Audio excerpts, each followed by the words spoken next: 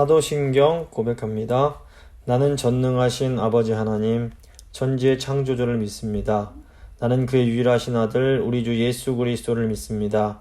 그는 성령으로 잉태되어 동정녀 마리아에게서 나시고 본디오 빌라도에게 고난을 받아 십자가에 못 박혀 죽으시고 장사된 지 사흘 만에 죽은 자 가운데서 다시 살아나셨으며 하늘에 오르시어 전능하신 아버지 하나님 우편에 앉아 계시다가 거기로부터 살아있는 자와 죽은 자를 심판하러 오십니다.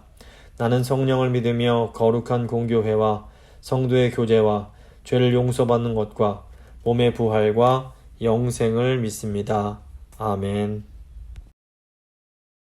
찬송가 365장입니다. 찬송가 365장 찬양하시겠습니다.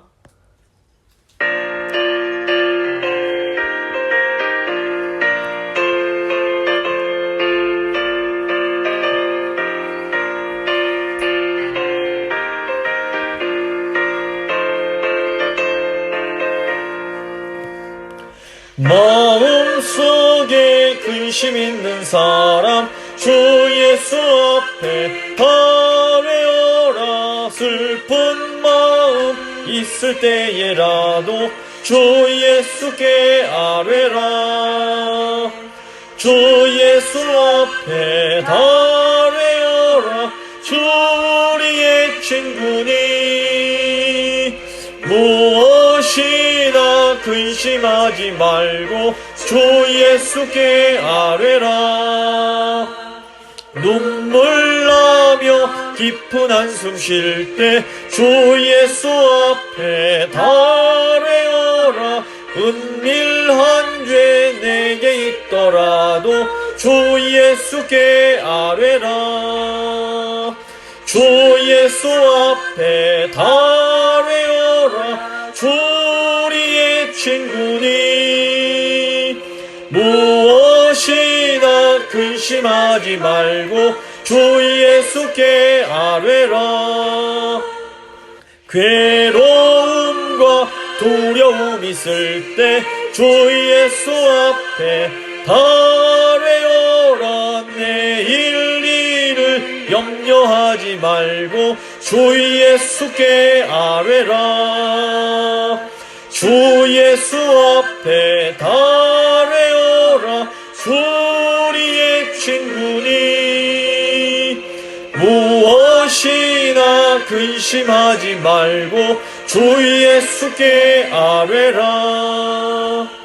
죽음 앞에 겁을 내는 자여 주 예수 앞에 아뢰어라. 하늘나라 바라보는 자여 주 예수께 아뢰라. 주 예수 앞에 아뢰어라. 주 우리의 친구니 무엇이나 근심하지 말고 주 예수께 아뢰라. 기도하십니다. 참 좋으신 하나님 감사합니다. 오늘도 이 마가복음 말씀 통해서 저희를 제자로 부르시고 또 끝까지 저희를 인도하시는 그 예수님의 사랑을 깨닫게 하심에 감사합니다. 오늘 이 마가복음 후반부를 함께 읽어가면서 주님의 그 사랑을 다시 한번 더 기억하게 하시고 주님을 끝까지 잘 따라가는 제자들이 될 수 있도록 주님 도와주시옵소서. 오늘 말씀 들으시는 성도님들 한 분 한 분 가운데 성령님 함께 하시고 역사하여 주시옵소서. 감사드리며 예수 그리스도의 이름으로 기도드립니다. 아멘. 오늘 주신 하나님 말씀은 마가복음 8장 34절부터 35절 말씀입니다. 마가복음 8장 34절 35절 말씀 제가 봉독해드립니다. 무리와 제자들을 불러 이르시되 누구든지 나를 따라오려거든 자기를 부인하고 자기 십자가를 지고 나를 따를 것이니라.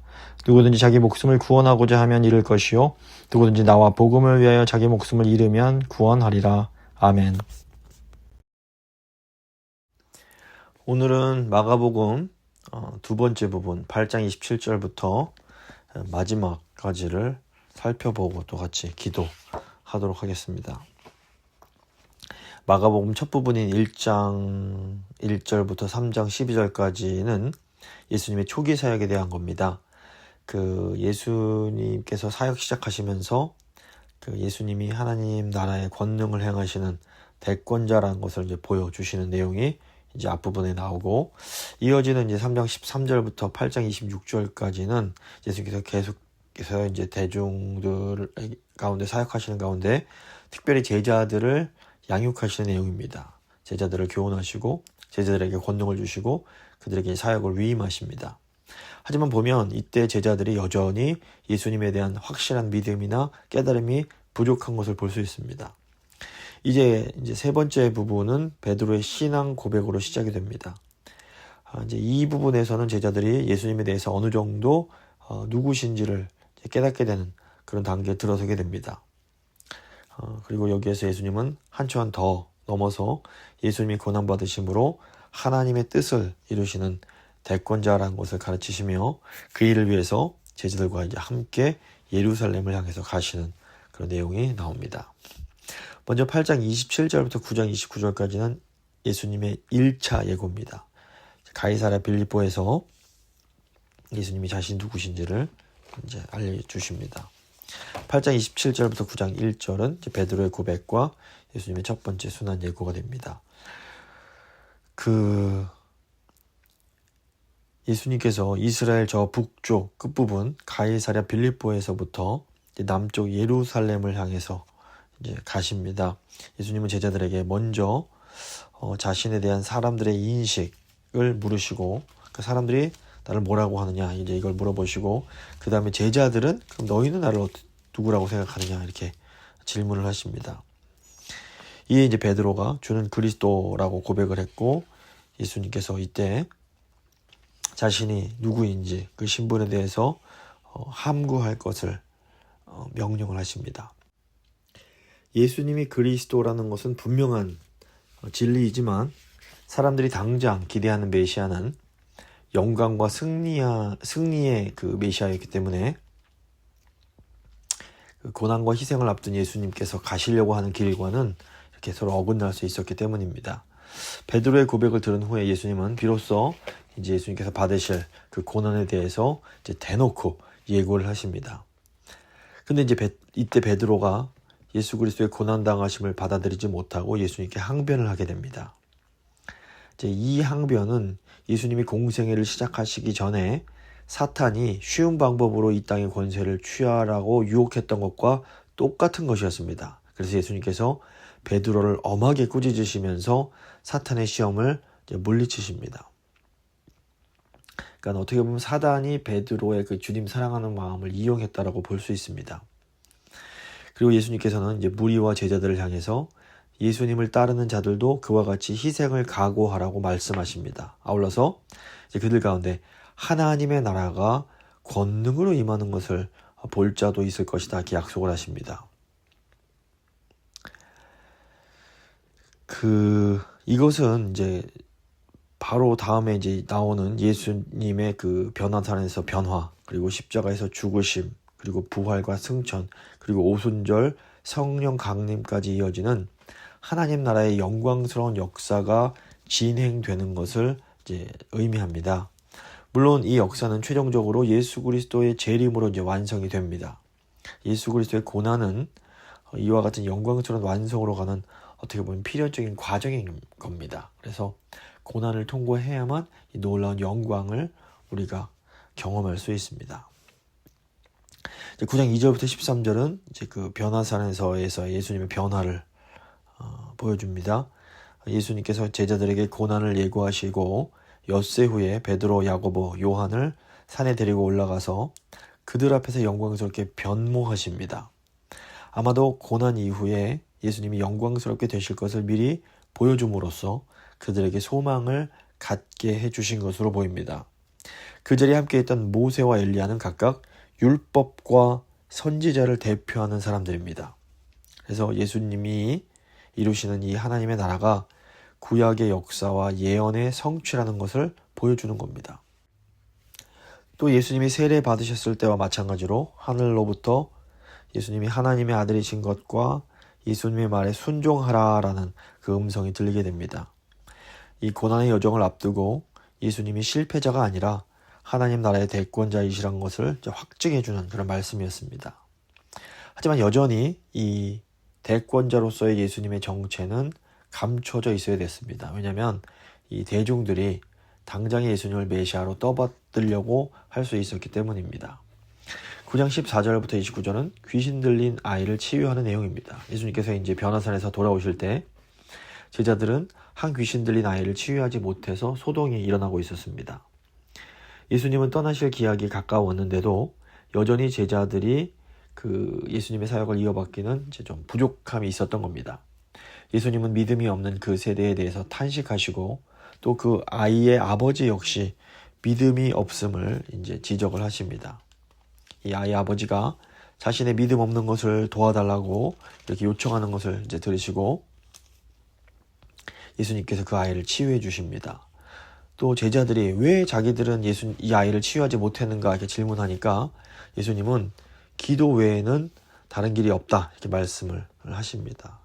9장 29절 이르시되 기도 외에 다른 것으로는 이런 종류가 나갈 수 없느니라 하시니라 이렇게 말씀하십니다. 그래서 사역을 감당하기에 여전히 믿음이 없고 부족한 제자들이지만 예수님은 그들에게 기도라는 해결책을 이제 보여주신 겁니다. 9장 30절부터 이제 50절은 이제 2차 순환 예고가 됩니다. 특별히 갈릴리로 오셔서 예수님은 다른 사람들에게 자신이 오셨다는 것을 알리지 않으시고 오직 제자들에게만 집중적으로 자신이 받으실 고난에 대해서 가르치십니다. 하지만 제자들은 이 말씀을 깨닫지 못하고 더 묻는 것도 두려워합니다. 그러면서 누가 서로 크냐 하면서 자리 다툼만 지금 하고 있는 것을 볼 수 있습니다. 예수님께서 가고자 하시는 이 고생과 희생의 길에는 정작 관심이 없었던 겁니다. 그래서 예수님이 제자들에게 으뜸이 되려고 하지 말고 도리어 겸손하게 섬기는 자가 되어야 함을 가르치십니다. 요한은 자기들 무리에 들지 않은 사람이 예수님의 이름으로 귀신을 쫓아내는 것을 금했다, 자기 못하게 했다, 막았다 자랑스럽게 말씀을 드립니다. 이러한 독점의식은 우월감 또는 이제 교만에서 나온 것이라고 볼 수 있습니다. 그런데 제자들의 기대와는 달리 예수님은 그런 일이 있어도 금하지 말라 이렇게 말씀하시고 그리스도의 이름으로 선행을 하는 사람들에게 반드시 상이 있을 것이다 말씀하십니다. 반대로 악한 자들이 받을 지옥의 형벌에 대해서 경고하시면서 똑바르게 살아야 된다라고 이제 가르치십니다. 그리고 이제 10장은 이제 더 유대 지역으로 이제 내려오셔서 3차 순환 예고를 하는 내용입니다.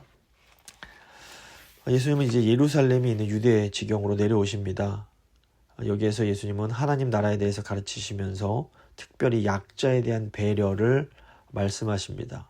그리고 자신의 고난을 다시 예고하시면서 다른 사람들을 위해서 자신을 내어주시는 이 섬김의 모범을 말씀하십니다. 10장을 쭉 보면 세 개의 이야기가 크게 나오는데 서로 이제 관련이 없어 보입니다.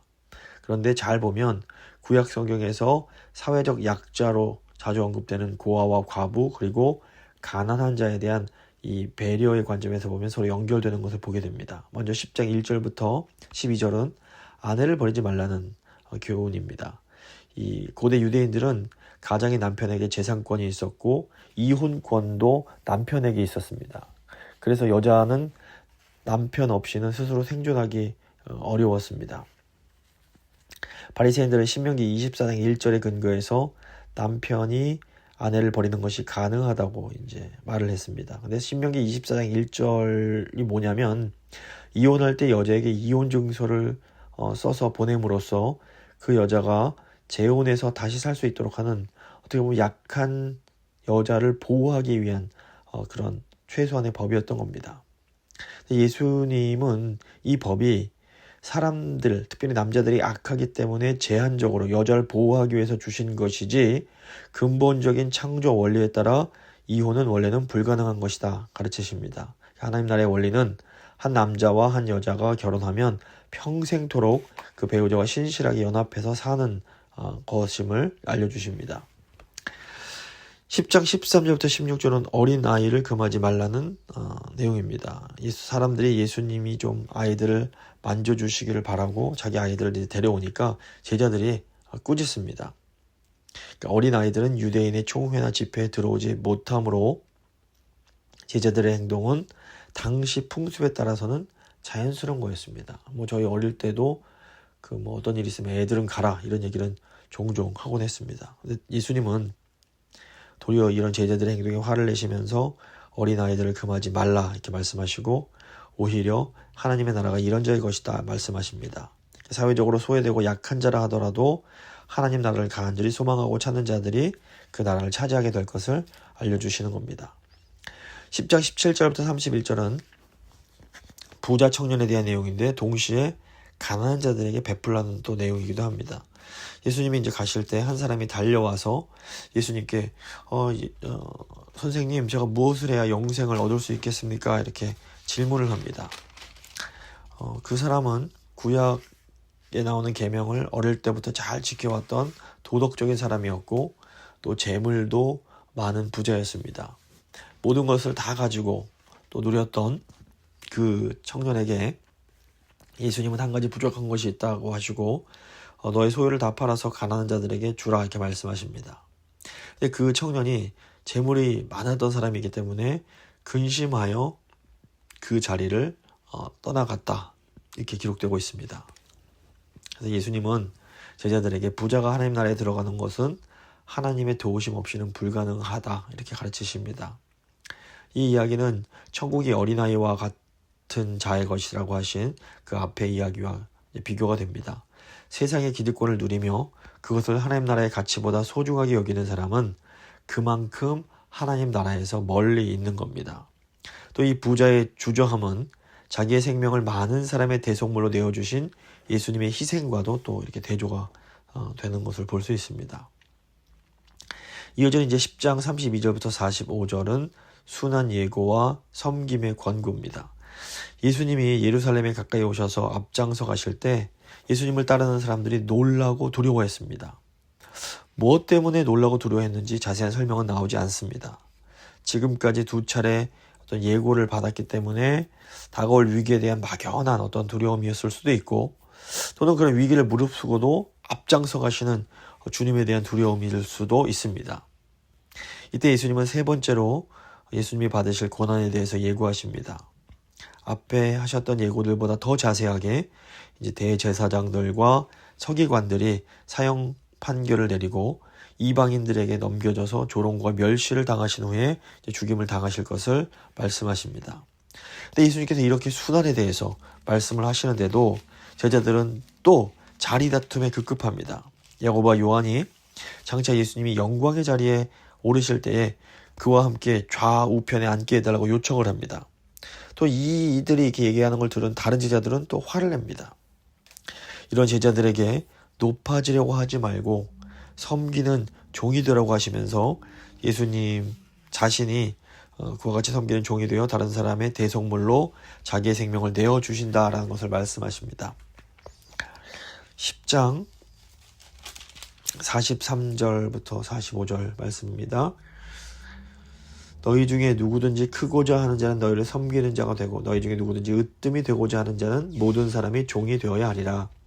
인자가 온 것은 섬김을 받으려 함이 아니라 도리어 섬기려 하고 자기 목숨을 많은 사람의 대속물로 주려 함이니라 이렇게 말씀하십니다. 20장 46절부터 52절까지는 맹인 바디메오를 고치시는 그런 내용입니다. 이것은 마가복음에서 마지막으로 기록된 치유 사건입니다. 맹인 거지인 바디메오는 예수님을 다윗의 자손이라고 부르면서 도움을 요청해서 결국 눈을 뜨게 됩니다. 예수님을 다윗의 자손으로 믿고 구원을 요청한 바디메오의 이 신앙은 예수님을 다윗의 왕권을 이루신 분으로 영접하는 예루살렘 입성 광경을 암시하는 어떤 전조라고 볼 수 있습니다. 이제 마지막 부분인 마가복음 11장부터 16장은 예수님께서 드디어 이제 십자가에서 죽으시고 부활하심으로 그 대권을 성취하시는 내용입니다. 예수님이 드디어 이제 예루살렘에 입성하신 후에 이제 고난을 당하시고 죽으셨다가 다시 살아나십니다. 그리고 부활하신 예수님은 하나님의 대권자로서 하나님 그 우편에 앉으시고 제자들은 세상에 나가 표적과 함께 말씀을 증거하게 되는 겁니다. 11장부터 13장은 예수님의 마지막 사역입니다. 예수님은 왕으로 예루살렘에 오셨지만 유대 지도자들의 도전을 받으셨고 그 가운데 마지막 교훈을 가르치시면서 사역을 마무리하십니다. 11장 1절부터 11절은 이제 왕으로서 예루살렘에 입성하시는 내용입니다. 예수님이 예루살렘 가까이 베다니에 오셔서 제자들 중에서 둘을 이 맞은편 마을에 보내시면서 사람을 태운 적 없는 나귀가 메어져 있을 것이니 그걸 가져와라 말씀하십니다. 누가 묻거든 주가 쓰시겠다라고 하면 허락할 것이라고 하십니다. 실제로 이 말씀대로 됩니다. 이것은 예수님의 왕적 권위를 드러내주는 겁니다. 실제로 예수님이 나귀를 타고 입성하실 때 이 군중들은 주의 이름으로 오시는 이여 라고 영접하면서 동시에 찬송하리로다 다윗의 나라여 이렇게 외칩니다. 적어도 예수님을 맞이한 이 무리들은 예수님을 다윗의 나라 곧 이스라엘을 회복하는 메시아로 인정하고 영접을 했던 겁니다. 이렇게 예수님은 왕으로서 이제 그 수도 예루살렘에 입성하신 그 첫날 성전을 둘러보시고 다시 베다니로 나가십니다. 11장 12절부터 25절은 이제 그 무화과 나무가 저주받고 그다음에 성전을 정화하시는 내용입니다. 예수님이 열매 없는 무화과 나무를 저주하십니다. 그러니까 이 말씀대로 이 무화과 나무가 말라 죽게 됩니다. 마가는 이 이야기 사이에 예수님께서 성전을 정화하신 그 일을 집어넣습니다. 열매 없는 무화과 나무는 당시에 제 역할을 하지 못하고 있는 성전이나 이스라엘 백성과 이제 똑같은 겁니다. 그래서 무화과 나무에 대한 저주는 이들에 대한 심판이 임박해 있음을 암시하는 거라고 볼 수 있습니다. 시들어서 마른 무화과 나무를 보고 놀란 제자들에게 예수님은 이것을 통해 효과적인 기도의 두 가지 원리, 곧 하나님을 믿는 것 그리고 다른 사람의 허물을 먼저 용서할 것을 가르치십니다. 그래서 수직적 차원과 수평적 차원의 관계가 바로 돼 있어야 기도의 응답이 이루어지는 겁니다. 그래서 믿고 의심하지 않으면 혹은 기도하고 구하는 것을 받은 줄로 믿으면 그대로 된다라는 이 말씀을 단순히 어떤 긍정적인 사고방식을 가지고 무조건 믿으면 된다 이렇게 적용하면 안 되는 겁니다. 하나님을 믿으라는 이 말씀이 앞서 있다는 것을 간과해서는 안 됩니다. 진실한 기도는 자신이 원하는 대로 이루어질 것을 믿는 것이 아니라 신실한 하나님을 믿고 그 하나님의 뜻대로 이루어지는 것을 믿는 겁니다. 11장 27절부터 12장 12절은 왕권에 대한 도전의 내용입니다. 성전 정화 사건은 당시 종교 지도자들의 반감을 일으키게 됩니다. 그래서 이 사람들이 성전에 계신 예수님을 보고 도대체 당신이 무슨 권위로 일을 하는 거냐고 따집니다. 이에 대해서 예수님은 세례 요한의 권위가 어디서 나왔는지 나한테 대답해봐라 반문을 하시고 이 사람들이 대답을 못하니까 예수님도 나도 대답하지 않겠다 말씀을 하십니다.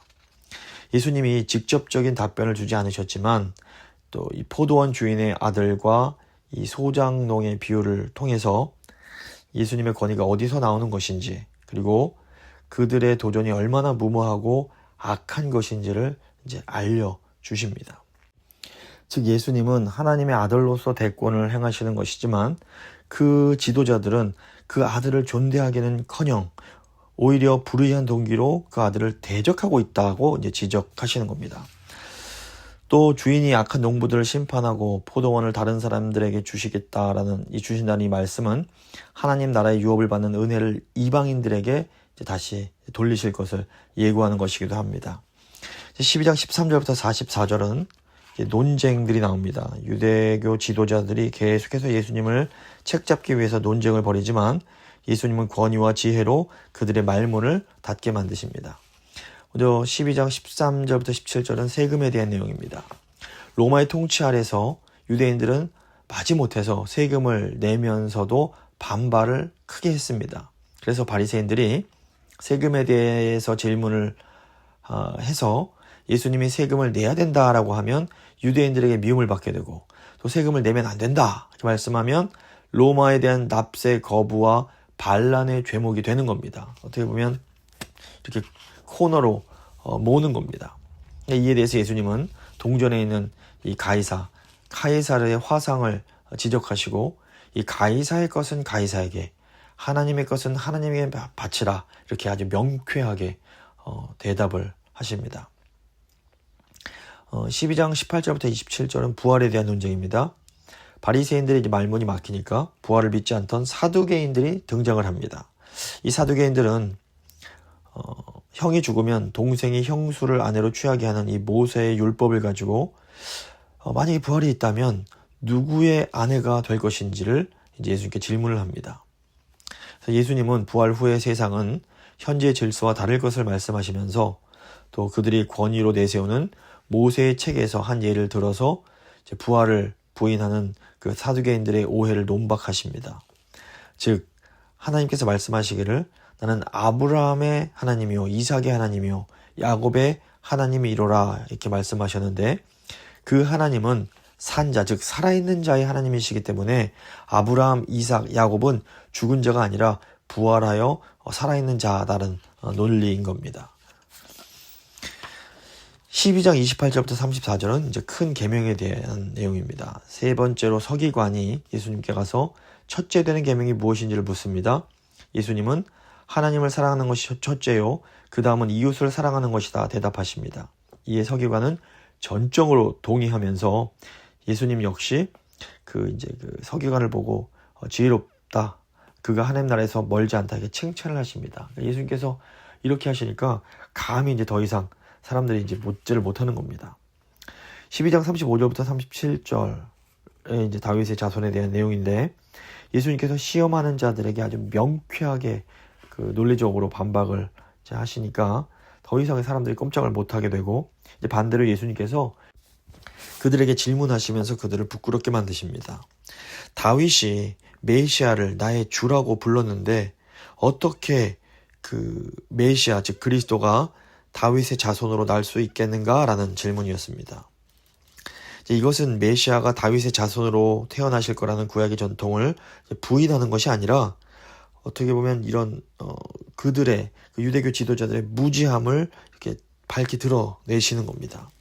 예수님은 다윗의 왕권 언약을 성취하신 메시아이시지만 예수님이 단지 다윗의 육신의 혈통을 따라난 다윗의 후손일 뿐 아니라 성령으로 잉태되신 하나님의 참 아들이시기 때문에 다윗이 예수 그리스도를 나의 주님이라고 부르는 것이 타당한 겁니다. 그리고 이제 이 마지막 부분 12장 38절에서 44절에 이제 과거의 헌금에 대한 말씀을 하십니다. 이 예수님의 논쟁, 예수님과의 그 논쟁은 유대 지도자들에 대한 예수님의 비판으로 이제 마무리가 되는데 사람들에게 높임받기 좋아하고 위선 떨고 정작 과부와 같이 약한 자들의 재산을 탈취하는 지도자들이 하나님의 심판을 받을 것이다, 이렇게 말씀을 하십니다. 그리고 하지만 반대로 이 가난한 과부가 정말 적은 돈을 헌금했지만 그 자기가 가진 모든 것을 다 드리는 이 마음으로 드릴 때 하나님께서 이 과부의 이 드림을 굉장히 칭찬하시는 것을 볼 수 있습니다. 그래서 이 하나님의 나라는 이 세상에서 어떤 그 화려함과 유명함과 권력과 영향력 있는 것과 별 상관이 없다는 것을 우리가 볼 수 있습니다. 하나님은 가장 작은 자, 아무도 주목하지 않는 자가 정말 중심으로 마음으로 하나님을 섬길 때 그것을 보고 계시고 그것을 기쁘게 받아주십니다. 그래서 우리에게 큰 소망이 있습니다. 13장은 종말의 징조입니다. 예수님은 죽음을 앞두시고 이제 사역을 마무리하는 이 마지막 교훈으로서 감람산에서 성전을 마주 보시면서 종말에 대한 징조를 가르치십니다. 그 1절에서 4절 보시면 이제 성전이 파괴될 것을 예고하십니다. 제자들을 비롯해 당시 유대인들은 성전을 거룩하게 여기고 바라봤습니다. 하지만 예수님은 그 성전이 곧 파괴될 것을 예언하십니다. 예루살렘 성전은 하나님의 임재의 상징으로서 하나님이 통치하시는 자리이고 따라서 유대인들의 신앙의 중심이기 때문에 성전 파괴는 종말을 의미하는 엄청난 사건인 겁니다. 그래서 제자들은 이 일이 언제 어떻게 이루어질 것인지 예수님께 이제 질문을 하게 되고 예수님이 이 종말의 징조에 대해서 알려주십니다. 5절에서 8절에 이제 거짓 그리스도가 나타날 것이지만 미혹되지 말아라. 난리와 전쟁, 재난이 일어나겠지만 끝이 아니고 재난의 시작이다. 이런 내용 말씀하시고, 이제 9절에서 13절, 제자들이 체포되어 권력자들 앞에서 박해를 받으며 증거할 것이고, 심지어 가족, 친족들에게도 배신을 당하기도 할 것이다. 하지만 이 박해 가운데 복음이 만국에 전파될 것이다. 또 14절에서 23절은 처참한 환란이 있을 것이고 거짓 그리스도와 거짓 선지자들이 많이 일어날 것인데 미혹되지 말라 말씀하시고, 24절부터 27절은 환란 후에 모든 권세가 내려앉고 오직 인자가 권능과 영광을 입고 와서 택한 자들을 모아서 구원할 것이다 말씀하시고, 28절부터 이제 37절은 그날과 그때가 언제인지 알 수 없으니 항상 깨어 준비하고 있으라고 이제 알려주시는 겁니다. 14장과 15장은 순환에 대한 내용입니다. 먼저 14장은 예수님이 받으시는 고난과 제자들의 배신에 대한 내용입니다. 예루살렘에서 모든 사역까지 마치시고 이제 예수님은 예정하신 대로 자신을 희생제물로 드리시기 위해 제자들과 함께 마지막 순간을 보내십니다. 이때도 여전히 제자들은 연약한 모습을 보이고 있습니다. 그동안 예수님의 행적과 논쟁으로 반감을 가진 유대교 지도자들이 예수님을 죽일 흉계를 꾸미고 있었기 때문에 예수님의 죽으심이 가까워지게 됩니다. 이때 한 여인이 예수님께 값비싼 향유를 가지고 와서 예수님의 머리에 붓습니다. 그러자 제자들은 야, 저거 팔아서 많은 가난한 사람들 도와줄 수 있는데 낭비한다 하면서 화를 냅니다. 이 여인은 예수님의 죽으심을 준비하는 거였습니다. 하지만 제자들은 아직 예수님의 죽음에 대해서 깊이 깨닫지 못하고 있었던 겁니다. 가룟 유다는 한술 더 떠서 예수님을 팔아 넘기려고 대제사장에게 가서 약속을 받고 예수님을 어떻게 팔 수 있을지 궁리를 하게 됩니다. 예수님은 이미 이것을 알고 계셨고 제자들과 함께하는 유월절 만찬 자리에서 한 제자가 배신할 것을 예고하십니다. 유월절은 애굽에서 압제받던 이스라엘 백성들의 해방을 기념하는 날입니다. 예수님의 이 희생은 유월절의 양처럼 다른 사람들의 구원을 위해 생명을 내어놓으시는 겁니다. 하지만 제자들은 그 위기의 순간 도망칠 것이다. 예수님께서 이제 말씀을 하십니다. 이때 베드로가 저는 절대 죽을지라도 떠나지 않겠다고 장담하니까 예수님께서 네가 3번 부인하게 될 것을 말씀하십니다. 이 제자들의 연약함은 예수님이 겟세마네 동산에서 기도하실 때도 또 나타납니다. 예수님은 내가 심히 고민해서 죽게 됐다 하시면서 제자들에게 깨어있으라 부탁하시고 기도하십니다. 하지만 제자들은 이내 곧 잠이 들었고 예수님께서 또다시 부탁하셨지만 제자들은 또다시 잠이 들게 됩니다. 그런 가운데서도 예수님은 제자들의 그 연약함을 감싸주셨고 또 전적으로 하나님 뜻에 순종하시기로 아버지 뜻대로 되기 원합니다. 말씀을 하십니다. 결국 예수님이 말씀하신 대로 이 가룟 유다는 유대인 지도자들과 함께 사람들을 데리고 와서 예수님을 넘겨주게 되고 이때 제자들은 뿔뿔이 흩어지게 됩니다. 이때 이제 마가는 벗은 몸으로 도망간 한 청년에 대해서 얘기합니다. 이게 정확히 누군지 알 수 없지만 대부분 학자들은 바로 이 벗은 몸으로 도망간 사람이 바로 마가 자신일 것이라고 이제 보고 있습니다. 체포되신 예수님은 공의에서 신문을 받으시는데 다른 질문에 대해서는 침묵하셨지만 네가 그리스도냐라는 이 질문에는 인자가 권능의 우편에 앉은 것과 하늘 구름 타고 오는 것을 너희가 확실히 보리라 이렇게 단호하게 말씀하십니다. 예수님 자신이 이 다니엘서에서 예언된 말씀을 성취하시는 메시아라는 것을 말씀하시는 겁니다. 신문하는 자들과 이 무리는 예수님의 이 말씀을 듣고 크게 화를 내면서 예수님을 신성 모독죄로 몰아붙이고 예수님을 때리면서 조롱합니다. 이렇게 예수님께서 고통당하실 때에 베드로가 예수님 말씀대로 3번 예수님을 부인하게 됩니다. 15장은 십자가 처형에 대한 내용입니다. 그 유대인 공회에서 예수님은 신성 모독죄를 지었다고 결론을 내렸습니다. 하지만 유대인들에게는 당시 처형할 권한이 없었기 때문에 로마에서 온 총독 빌라도의 법정으로 예수님을 넘기게 됩니다. 빌라도는 예수님이 죄가 없고 단지 대제사장들이 시기해서 예수님을 잡아왔다는 것을 알고 있었습니다. 그래서 예수님을 놓아주려고 했는데 예수님을 십자가에 못 박게 하라는 그 무리의 강력한 요청 때문에 결국 자신의 그 정치적 입지 때문에 예수님의 무죄를 알면서도 예수님을 십자가 처형을 선고하게 됩니다. 그렇게 해서 예수님은 갖은 모욕과 고통을 받으신 후에 십자가에서 운명하십니다. 예수님께서 죽으신 후에 아리마대 요셉이라는 이 부자가 용감하게 빌라도에게 가서 그 예수님의 시신을 달라고 해서 자신의 그 무덤에 예수님을 장사하게 됩니다. 마가는 이 아리마대 요셉의 배경과 함께 이 요셉이 하나님의 나라를 기다리는 자였다 이렇게 소개를 합니다. 그래서 이 아리마대 요셉은 예수님의 죽으심 이후에도 여전히 이 하나님 나라에 대한 소망을 갖고 있었기 때문에 그 위험을 무릅쓰고 그 일을 할 수가 있었던 겁니다. 이걸 통해 보면 예수님 말씀하신 것처럼 부자도 하나님의 어떤 그 은혜를 아는 사람은 얼마든지 이 하나님 나라에 들어갈 수 있고 예수님을 잘 섬길 수 있음을 또 보게 됩니다. 마지막 16장은 이제 예수님의 부활에 대한 내용입니다.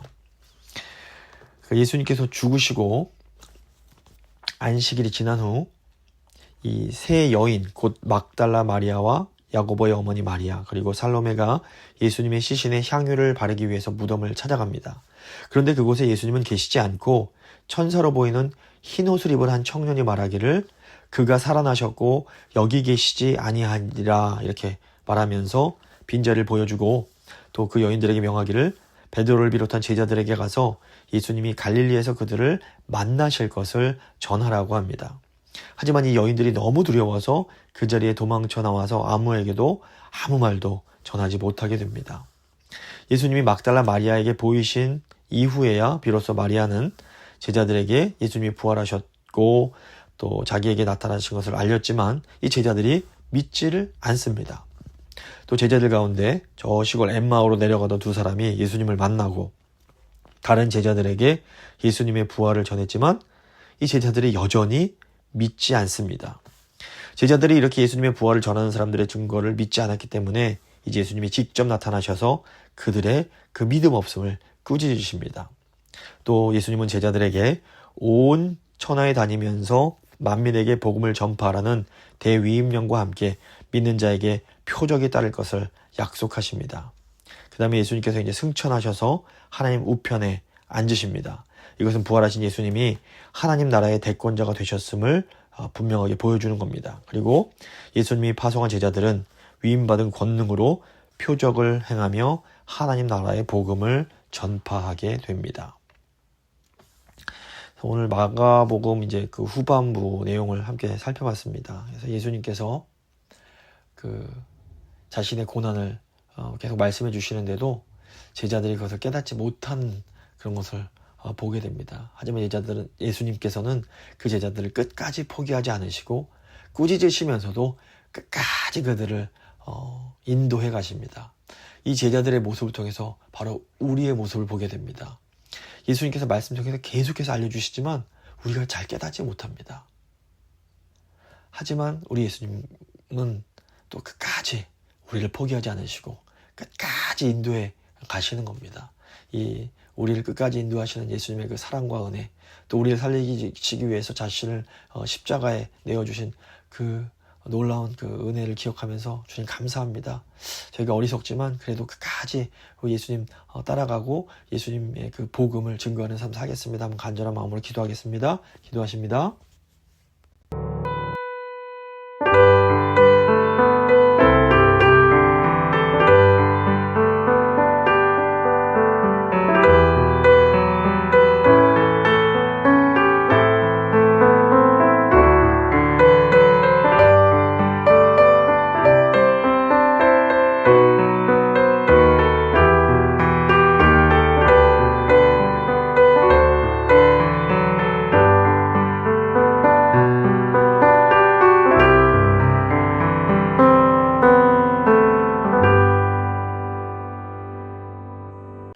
이제 교회와 세상을 위해서 기도하는 시간 잠시 갖도록 하겠습니다. 먼저 우리 교회가 그 많은 실패 속에서도 계속해서 우리를 붙들어 주시는 그 하나님의 은혜를 꽉 붙잡을 수 있도록 하나님, 저희가 주님의 은혜를 붙잡기 원합니다. 간절한 마음으로 기도하도록 하겠습니다. 기도하시겠습니다.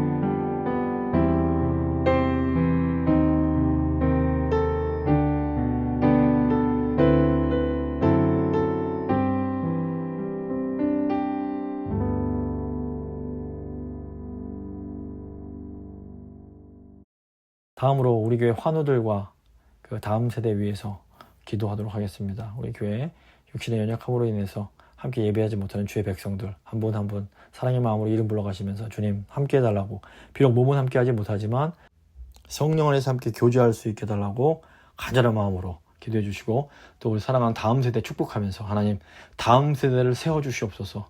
다음 세대를 통해서 하나님 나라가 이 땅 가운데 임하길 원합니다. 주님, 우리 다음 세대 주께서 붙드시고 세워주시옵소서. 한번 간절히 기도하도록 하겠습니다. 기도하십니다.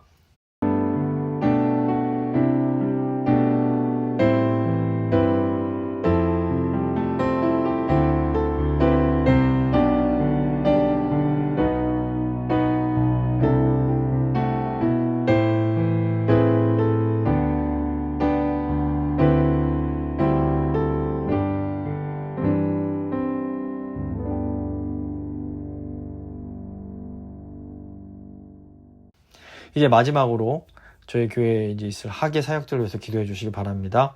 이제 7월 달에 있을 유스 그 수련회 위해서 기도해 주시고, 또 7월 말 8월 초에는 멕시코 단기 선교를 위해서도 하나님 우리 교회가 하나님의 그 뜻을 온전히 이루어가는 그런 교회가 될 수 있게 해달라고 한번 간절한 마음으로 기도하도록 하겠습니다. 기도하십니다.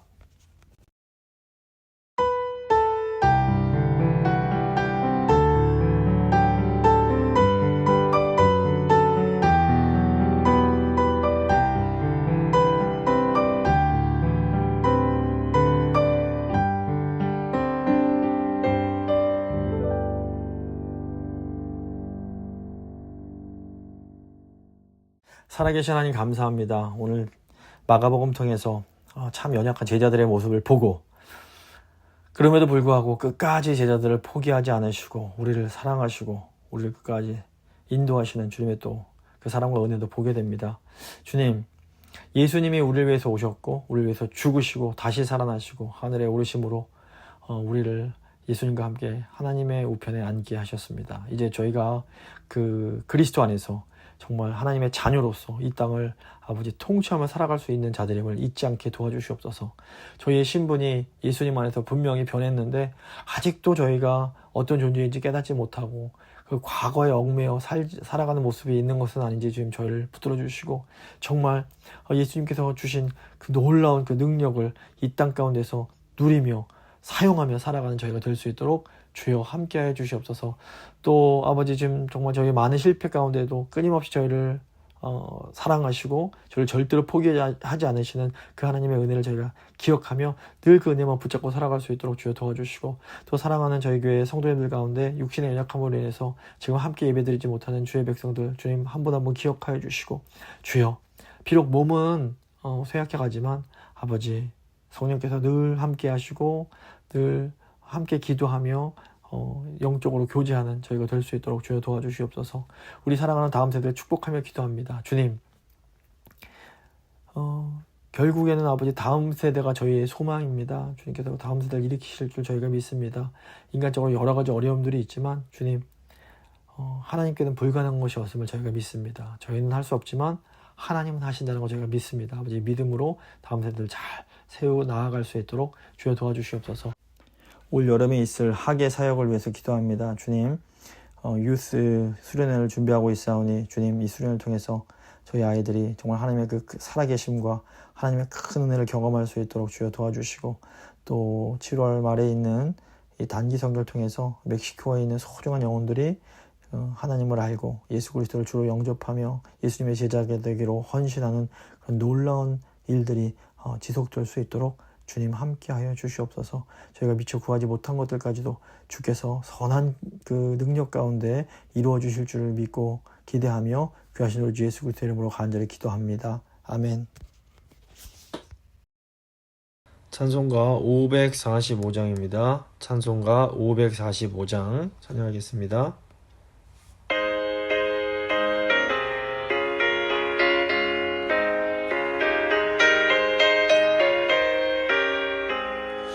이 눈에 아무 증거 아니 배워도 믿음만을 가지고 선을 걸으며, 이 귀에 아무 소리 아니 들려도 하나님의 약속 위에 서리라.